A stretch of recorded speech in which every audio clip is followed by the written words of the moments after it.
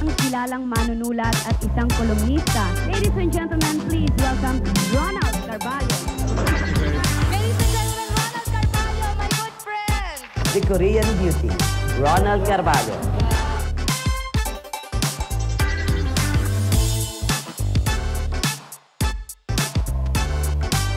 Direct Kwentuhan with Ronald Carballo. Hello everyone! Ronald Carballo here again. Ito po ang Direct Kwentuhan. As usual, kasama ko ang aking YBR production team at ang aking special guest for today. Narito po kami sa tahanan ng Direct Kwentuhan, ang napakagandang L'Accent Hotel sa Timog Avenue, Quezon City. Exactly today, narito kami sa Winter Function Room.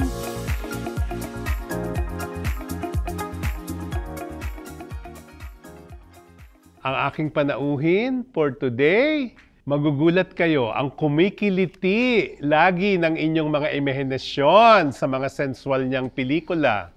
Director of the Year, Man of the Hour.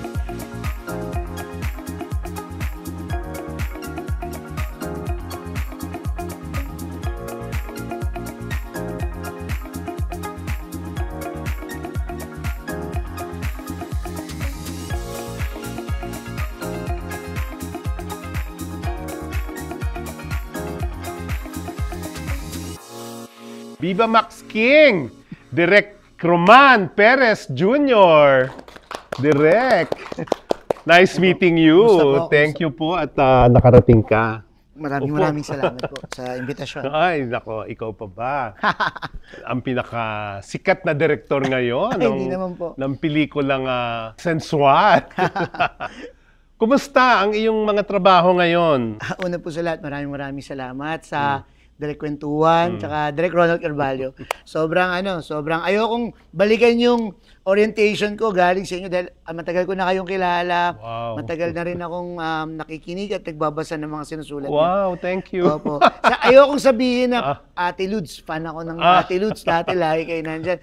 Kasi mabibistong matanda na ako. Pero mukha kang bata, Feeling lang, Direk. Feeling lang po, feeling. Maraming salamat, Direk Kwentuhan. Saan ang galing ang isang Roman Perez Jr.? Galing po talaga ako ng theater, no? At weird yung discovery sa akin eh. Nag-audition ako for a role sa isang pelikula ni Joel Lamangan. Mag-aartista ka? Mag-artista talaga ako. Yun talaga aim ko sa buhay eh. Nag-audition ako as a actor. Ganda ng role, activist, kasama ni Dennis Trillo. Sinabihan ako ni nung lighting director ni Direk Joel, maliit ka, huwag ka na mag-artista. Sabi niya sa akin, sumama ka sa amin, may production, may pelikula si Direk Joel, mag-crowd director ka or mag-production assistant ka. So doon nag-start, no? Nag-start po ako ng production assistant at nag-crowd director hanggang sa, yun na nagulpi na ako ng mga Lamangan films. No? Saan lumaki ang isang Roman Perez? Anong klaseng pamilya ang pinanggalingan? Ay, okay. Ang mother ko po ay public school teacher. Wow. Ang tatay ko po ay empleyado ng IT. Mga unang batch ng IT programmer sa Pilipinas. Pero most likely po, medyo weird, Direk, galing akong simbahan. Okay. Papasok sana akong seminary. And eventually, hindi pala para doon. So, baliktad, napunta pala ako millions sa erotica, Ang weird, no? Pero most likely, ganun po yung education, yung practice, Catholic, siyempre, beliefs, culture, ganyan yung naging, So, most likely po, doon din nabuo yung nakita natin, yung paano natin makita yung mundo. Tama. So, di ba, hindi naman Viva Max agad? Ano yung mga early body of works mo? Ang medyo weird talaga, Direk, Galing ako ng children's show. Talaga? Galing ako ng Team Yay, ng ABS. Galing ako ng Nickelodeon.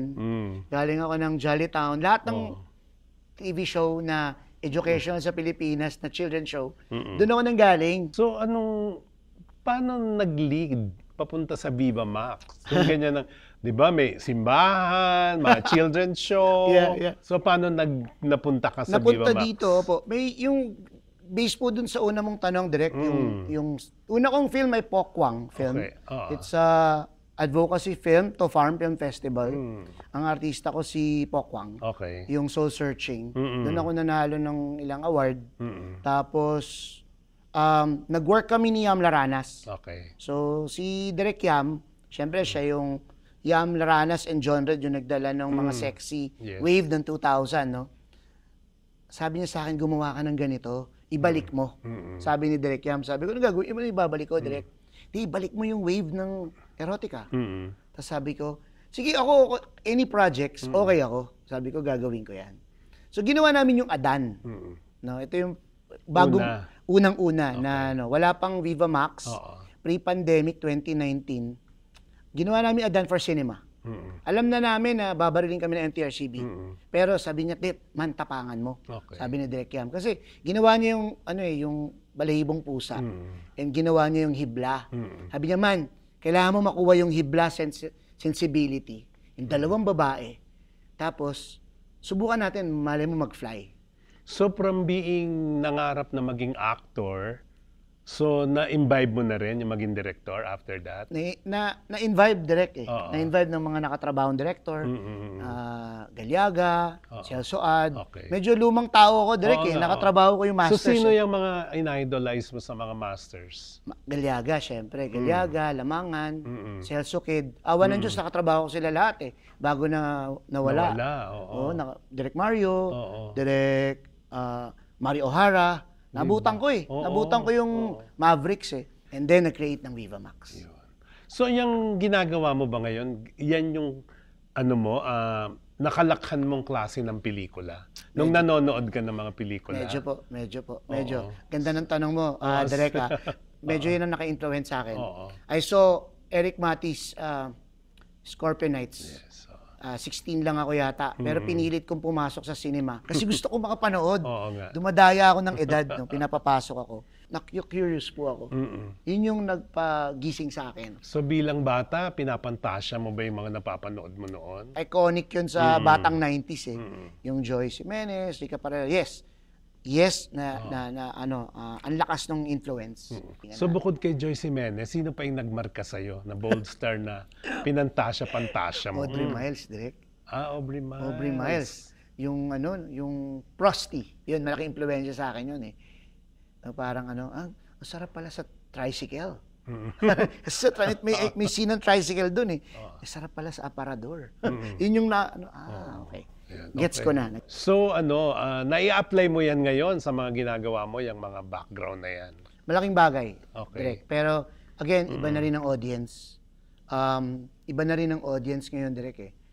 Nakikita ko ang Gen Z at saka New Alpha, iba na rin. Yes. Ibang erotica ngayon ang hinahanap nila, no? At iba rin yung sila Alin Tasing, sila Mang Pedro at sila Mang Cardo. Iba yun. Iba din. Tama. Iba na rin yung market. So, medyo hinahanapan po natin siya ngayon ng pulso. Yan. Hoy, etong mga pinantasya mong bold stars na to, na-meet mo na sila in person nung director ka na? Opo. Yung si Joyce, na-meet ko na, naging artista ko. Si Maui, si Rica, yan, na-meet ko na sila. Si Maui. Aubrey Miles, hindi? Si Aubrey never pa, kasi regal siya, di ba, direct? Oo. Wala siya sa Viva Wing. Yan. Yung mga Viva Wing. Nakatrabaho mo ba? Nakatrabaho ko po. Sila Joyce? Si Joyce, nakatrabaho ko na. Si Ate, Ara. Ate Ara, si Maui. So anong feeling no na nakakatrabaho mo na yung pinapantasya mo lang dati? Nakakatawa direct, no? Lalo na si Maui, kinas ko siya sa Adan. Yung una kong ginawa sa Viva. Tapos sabi ko, alam mo ba, marami akong anak sa'yo. Tawa siya ng tawa. Tawa siya ng tawa sa akin. Tawa siya ng tawa. Sabi ko, pero hindi na, nasa banyo lang namin. Sinasabi ko sa kanya, tawa siya ng tawa doon, tawa na siya ng tawa. Sino naman pa ang ibang sexy star na gusto mong i-direct? Ngayong batch ngayon, direct. Yung kung may pagkakataon. May pagkakataon. Nung una, direct, ganun yung mindset ko. Pero ngayon, parang ang sarap nung hindi mo kilala. Tapos, i-handpick siya. Papakilala ko siya. Parang ganun ngayon yung gusto kong challenge sa akin. Kasi ng format ng Viva Max, no? Parang mga hindi sila kilala. Hindi sila kilala and then nagiging product. Alam mo yung nga sinasabi, yung mga Viva Max daw, kaya ang dali-dali maghubad. Parang pinudot lang sa kung saan. Ano masasabi mo doon? Hindi, direct mga college graduate yun. Okay. Si Yen Durano ay UST, cum laude. Si Chloe Jenna, isang artista rin namin, ay UP Communication Arts graduate, cum laude. Si Salome Salvi ay Fine Arts graduate, cum laude. Graduate sila Pero lahat. paano nga sila nakukumbinse kung ganyan naman pala ang background nila? Ano po siguro chances, direct Naghahanap sila ng break. Gusto talaga nila rin mag-artista. Gusto nila mag-artista. Oo. Naghahanap sila ng magandang break. Even Atasha, yung isang artista rin namin sa Viva Max, ano siya, singer siya.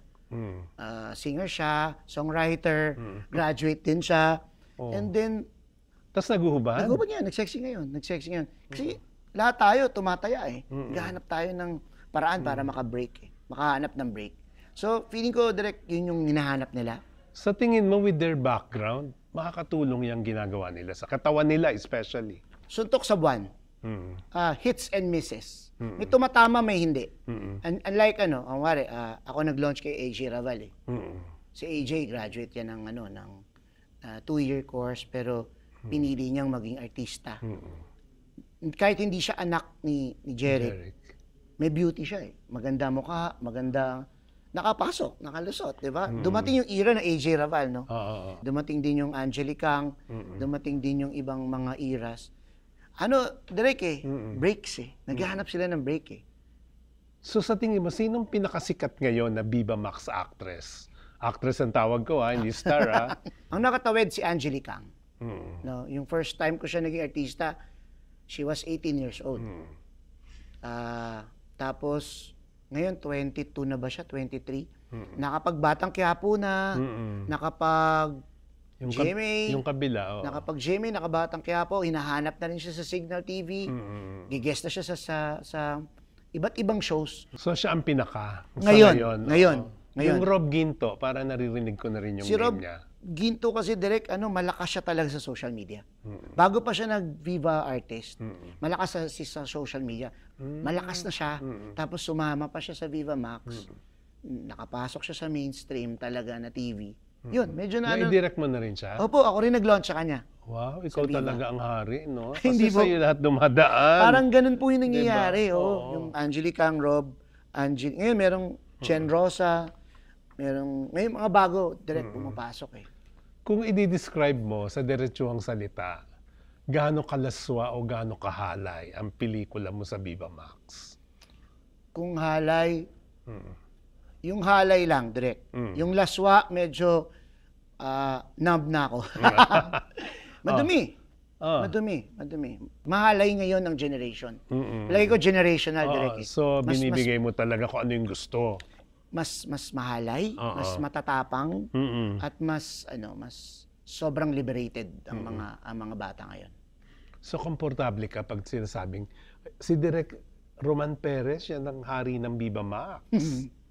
Honestly, medyo nata-typecast ako na si stereotype. No, parang ang dating, parang 5 taon na, hindi pa rin gumagawa ng tama si Roman. Parang gano'n Pero hindi natin nakikita yung after or before ako pumasok dito. Gumagawa na ako ng pelikula, nakakagawa na ako ng pelikula sa iba. Pero again, ano po ito, transition din naman. At meron din naman siyang brand. At meron din siyang wave na naipush, no, na pumasok sa streaming generation. Yun nga ang gusto ko itanong. Aware ka na dumating ka sa Viva Max, sa kung sino ka ngayon, sa panahong bagsak ang movie sa sinehan. Ano masasabi mo doon? Buong mundo nangyayari to. Nagkataon lang, nauna kami sa Viva Max. Nauna kaming nag-streaming, nawala ang ABS. Malaking factor nawala ang ABS. Hindi naman pumalag ang GMA. Gumawa ang Viva Max. Kami lang ang meron. So, ang feeling mo, may na-contribute naman ang Viva Max sa industry. Una, economical. Kami lang may trabaho ng pandemic. Lahat kami meron. Maliliit na tao, matataas na tao, boss, producers, suppliers, food, lahat. Umandar ang ekonomiya namin sa Para industriya. naman sa viewing public, anong masasabi mo? Malaki din ang Direk eh. Malaki din ang nai-contribute. Wave nga siya, Direk eh. Parang wave siya eh, na may tatawag. Yung mga malulungkot na Marines, Okay. sundalo, marino, OFW, na wala ang TFC. Wala kayo pinapanood. Napalitan to ng Viva Max. Napalitan namin. Wala naman yung GMA, di naman lumalaban ng digital yan eh. Yung laswa daw nga ng Viva Max film, nanggagaling sa requirement ng producer. Ano ba yung mga requirement na yon in the film? Hindi naman requirement, Direk. Pero kasi yung first wave ng 2021, medyo matatapang. Okay. Andyan sila Mangan, Mac Alejandre, ako, Brillante Mendoza. Parang 5 kami gumagawa sa Viva Max. Pero ikaw ang matibay, di ba? Kasi itong mga to, hindi na eh. Sumuko sila. Sumuko na. Frontal talaga. Hindi naman po. Hindi naman, Direk. May nagpa-plaster pa ba? May nagpa-plaster. Yun ang tanong ng lahat. Sabi ko nga, hindi na yata uso sa Viva Max. Pa-plaster, Direk. Pa-plaster. So wala kang scene na nakikita talaga? Wala po. So anong nakikita ng audience? Sabi nila may mga frontal daw. Depende direct sa director eh. Pero sa'yo wala? Sa akin wala. Wala po. Hanggang saan lang? Boobs? Boobs, puwet. At saka ano po to direct? Mag-uusap muna ng consent. Okay. Kung ano ang pwede mong gawin at hindi mo pwedeng gawin. Walang pilitan. Walang pilitan. Pero mostly artista, di ba, baguhan, walang pangalan, pumapayag. Kasi direct, lalabanan nila yung una sa kanila eh. Oo nga. Naging competitive eh. Oo. Naging competitive. Sabi ko nga, pagka pupunta ng Viva Office, pang 100 babae nandun, 100 lalaki. Pipila. Ano kaya mong gawin? Ano kaya mong gawin? Hindi natin alam kasi may need. Mayroong economics direct. Di ba? May pangangailangan, kailangan competitive ka. Parang ganun direct. Kung hindi ka man gumagawa, question lang, bakit pag frontal nudity in a film, bakit puro babae lang, lalaki wala? Meron direct. Oh. Si Direct Dante Brillante, merong nag-frontal. May mga si Direct J. Alterejos nakapag-frontal din sa isang Viva Max. Iba rin yun, pumapayag din. Mga wala rin pangalan ito. mga BL. Kasi may BL, may GL direct. Yes, oo. Ibig sabihin, mas madaling mapapayag lang ang babae kesa sa lalaki. O pareho lang. Direct mas mahirap nga yung lalaki. Napumayag. Napumayag. Oo. Baliktad, Direk eh. Baliktad. Mas mahirap yung lalaki pumayag, lalo na pag mga ganitong scenes. Pero may mga, Direk, di naman sa, ngayon, nasa Batang Quiapo ngayon, no? Si Vince Relon, no? Kasi idol niya idol niya si Coco Martin. Nakakapag-frontal yan ng hindi mo tinatanong. Yeah. Siya ubad ba ako dito, Direk eh? Parang siya pa yung proud.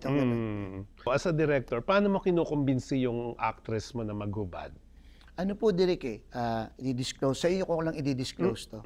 Meron niyang sulat or meron niyang kasulatan. Boobs lang ako. Yun lang kaya ng storya. Yun lang.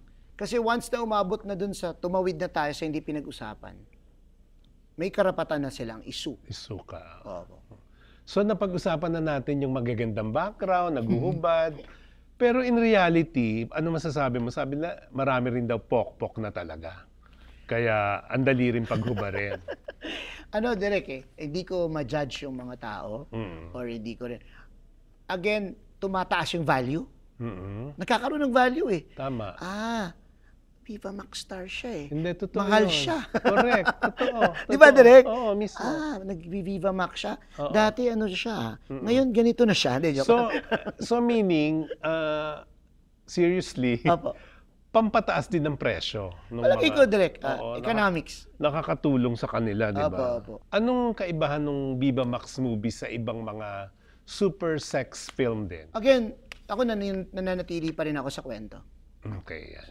Yung kwento pa rin, di naman ma-approve kapag sex lang ang pinag-uusapan. Sex sells. Pero pinag-uusapan natin dito, sumasali kami festival, sinasali namin Viva Max. Nananalo kami. Meaning, naratibo pa rin ang importante. Oo. Sa mga naidirect mo ng Viva Max actresses, sino yung pinakagusto mo at ayaw mo? Ang dami, Direk eh. Sige. Yung gusto muna, Direk. Sige, gusto. Ang gusto ko talaga, honestly, ngayon, si Angeli, attitude, magaling, at pwede pang gumaling. Pero amazing siya, no? Kasi Pastor ang nanay? Pastor ang nanay. Oo, paano niya nga nagagawa yun? Paano niya nare-reconcile yung thought na naguhubad tas pastor ang nanay? Ano- At hindi lang basta hubad to Hindi. Oo. Ano siya, Direk parang feeling ko, nahigpitan din siya. Hmm. Parang ito yung way niya para makalaya. Pinapantasya mo rin ang mga artista mo. Yung ngayon na. Hindi lahat. Hindi. Pero no, may anak akong babae, Direk. Nabanggit mo na rin yung anak. So, paano mo nga hinahandle to sa anak mo at sa pamilya mo, sa asawa mo, nanay, tatay mo, yung trabaho mo yan? Ang mother ko nga ay religion teacher, Direk Oo. So, minsan mga pare yung kasama namin sa Oo, di ba? Tapos magugulat ako sa pare, uy, ang ganda-ganda ni ni Angelica. Angelica, ha? Sasabihin ko, Father, napanood mo ba? Di ba? Pero may ganun. Oo nga. Yung wife ko po, andyan siya ngayon. Siya Oo ang nga aking AD. Kaya ako nga, hello. Siya ang aking assistant director for the longest time. Oo, di ba? Siya din ngayon yung producer ko for the longest time. So, Medyo kabisado na namin. Oo. yung So, walang issue. Wala po. Hindi nagsiselos or what? Wala. Wala po. Wala talaga. Wala po. Oo. Yung anak ko po, medyo oriented na.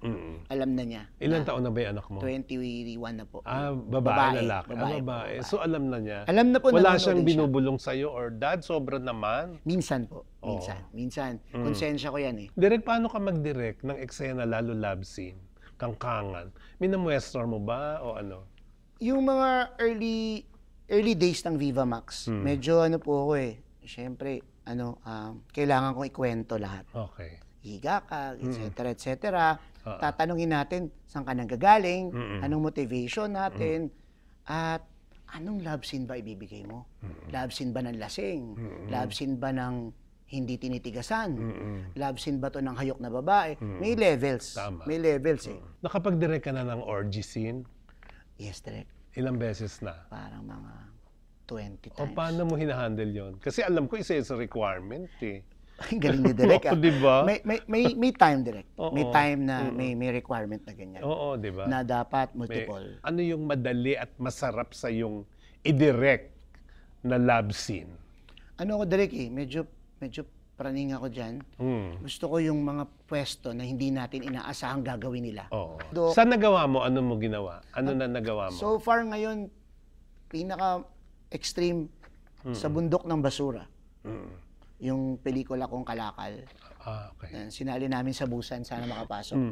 Sa bundok ng basura, nandun sila nagsisex sa taas. Doon yung love scene. Sa tuktok ng basura. Medyo mabaho, Direk pero yun lang ang kaya nilang gawin. Mabaho talaga. Baho talaga. So, kanina nabanggit mo na yung gusto mo, isa lang naman si Angelica. So, sino yung pinakaasar kang ayaw mo na makatrabaho? Meron ako mga pinapauwi, Direk Para akala nila, ganito lang ang buhay ng pag-aartista. Oh, okay. Uwi ka na lang. Pinapauwi ko, Direk kahit nasa island. Yun, Direk ka-challenge pala, ang mga beauty queen. Mahirap tanggalin sa pedestal. Yung mga beauty queen, mga Miss Universe. Hindi, naguhubad rin? Na nag-sexy. Hindi naman naghubad. Hindi, gaano ka-sexy yung mga Si beauty Kylie queen? Versosa ay nag-sexy sa akin. Sa Ano ginawa The niya? Housemaid. Ginawa ko yung Korean adaptation. Hindi, ng- anong ginawa niya as a sexy? Boobs, Direk. Pinakita yung Ba- boobs sa tama. pipwet. Opo. So with that, gusto ko itanong, so lantaran, nakikita mo ang mga private parts nila. Opo. Ano nararamdaman mo? Meron pa ba yun? Wala na, Direk. Numb now. Oo. Wala na, Direk. Wala Wala. na. Honestly. Lalaki, babae, wala na. Alam ko kasi, professionally, alam na namin, Direk Medyo ready na din yung sanay na. Pelikula mo ba yung naging controversial na Mark Anthony Fernandez? Ay, hindi po. Pero sa akin siya galing. Oo. Pero yun, grabe, nagpakita siya talaga doon. Ano, Direk Si Kuya Mark kasi, Mm. napakamahiyain tao niyan. Oo. Pero nagpakita. Medyo weird nga yung video Parang personal niya O ano pang nilulook forward mo na movie na magagawa mo? Na hindi mo pa nagawa? Ano, Direk pinaghahandaan ko din yung historical. Yung what if, buhay pala ni Rizal.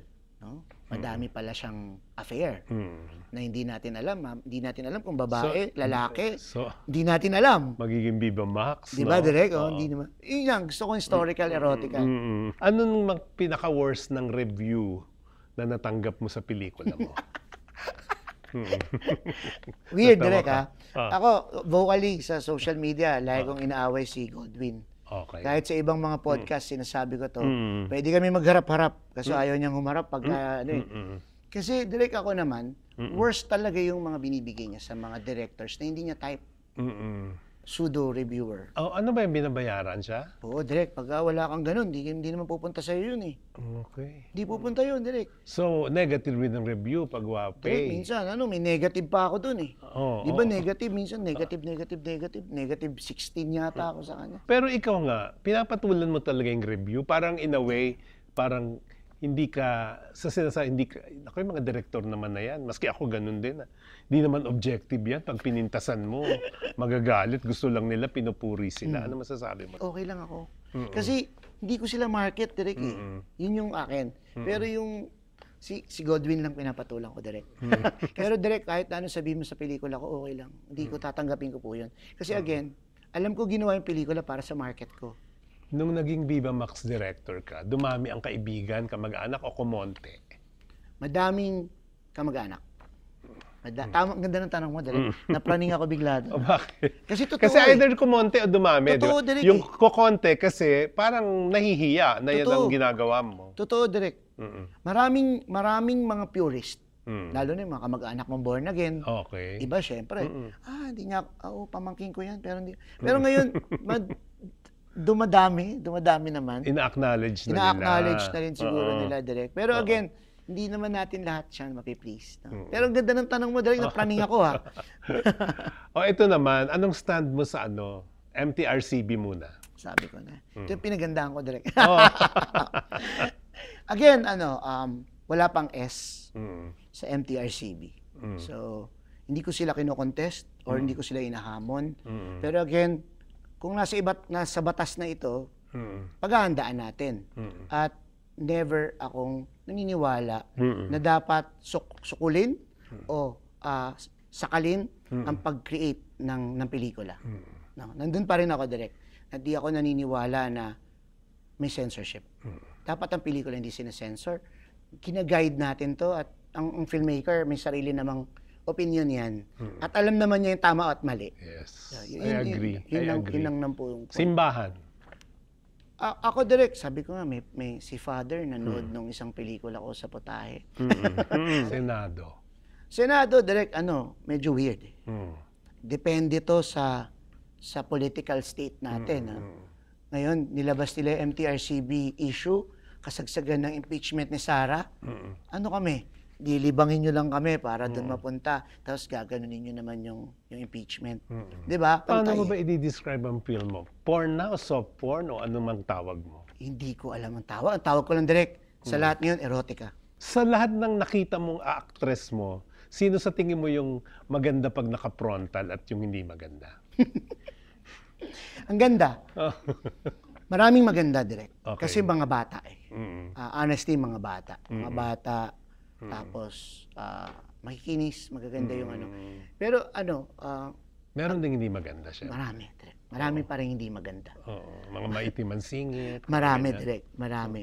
Sa lalaki, may nakikita ka ring maliit ang kargada o malaki ang kargada? Marami direct. Marami. Talaga? Dinadaya yun direct. Nilalagyan ng Ng bimpo. nilalagyan ng something. Oo, Oo. oo. Marami namang mukhang malalaki, pero hindi malaki. Okay. Oo. Maraming maliliit, pero malaki pala. Nangangarap ka bang sa Viva Max movie mo, magkaka-award ka? Direct? Yes. Until Paano? now, yes. Kasi vindication to eh. Vindication to na gumagawa kami ng art. Bukod sa negosyo, bukod sa economics, what if manalo talaga kami ng isang award? So enjoy ka na sa paggawa ng Viva Max movie? Parang hindi na-enjoy direct. Ano? Honest, hindi na-enjoy. Nung, direct eh, naghahanap na rin ako ng ibang bagay. No? Naghahanap ako ng ibang genre. Mayaman ka na sa Viva Max? Tama lang. Pero sa ngayon, direct, marami lang din tayo tinutulungan eh. So ngayon, nagki-creative produce ako. Meron akong 7 directors gumagawa. Meron akong 7 writers gumagawa. Isa-isa. Gumawa kayo. Tapos binubuo ko lang sila lahat. Paano mo masasabi yung comment ng mga nagmamalinis, of course, no? Naku, Viva Max director yan si Roman Perez. Baboy yan, basura mga pelikula niyan. Anong comment mo doon? Mayaman naman ako. Ayun. Kita mo, lumabas? Hindi, joke lang po Kita mo, yun. Joke lang po yun. Again, sabi ko nga po, hindi ko na po papatulan yun, direct. Okay na ako, happy na ako. Happy na po ako. Maraming ganun, direct. Totoo yun. Maraming, lalo na mga entertainment writers na ganyan. Maraming mga filmmakers. Kapwa filmmakers. Mismo. Direct, ha? Kahit sa DGPI ako eh. Kahit sa DGPI, ang daming ipokrito. Ang daming sasabi niyan. True. May project ako, kayo wala. Hindi, totoo, Hindi, joke lang. Hindi, Joke pero lang. totoo yun. Totoo po. Anong vision mo? Magtatagal pa ang Viva Max sa Matagal ere? pa po siguro. Matagal. Hindi man sa atin, direct, yung producing at saka yung creating, hindi tayo ang market eh. Hindi tayo ang market. Kahit na hindi na malakas sa Pilipinas, palagay ko may market sa abroad. Hoy, ito hindi chismis ah.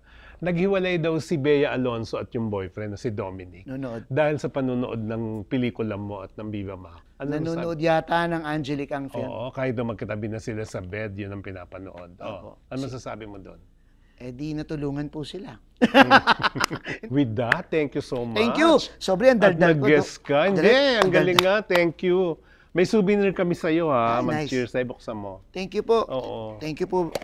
Congrats direct sa lahat ng project mo sa Viva Max at sa mga iba mo pang Ay, ganda. gagawin. Thank you po sa imbitasyon Oo, ng Direct Kwentuhan. Cheers Cheers! tayo. Cheers! Magtagumpay na tuloy-tuloy ang mga pelikula mo at ang Direct Kwentuhan, syempre. Siyempre, maraming season pa. Oo. Thank you po. Thank po. you. Thank you, Direk ha. Coffee.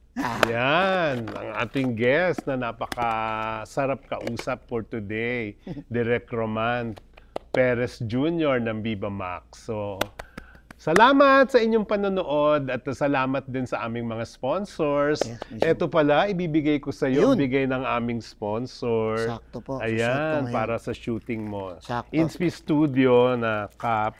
At ito pa may pie, of course, pag naiinitan Siyempre, ka. Direk. Thank you, At thank kay you. wife na rin yan dahil kasama mo naman siya. Ay, AD opo. mo siya. Diba? Alam niyo. Kay Mr. Dante Castillo, Managing Director ng Inspi Studio. Maraming salamat sa lahat ng pinamimigay namin sa guest at yung mga t-shirt na sinusuot ko. At kay Elmer Pacificar of Fanny Serrano na in charge sa aking grooming at sa grooming din ng guests na pinagaganda kami para sa show. Ang Fanny Serrano Salon po ay nasa Scout Rallios sa Quezon City. Maraming salamat po sa panonood. Till next week, Direct Kwentuhan with Ronald Carvalho. Totoo lang, katotohanan, walang etchingan. God bless you all. Till next week. Bye!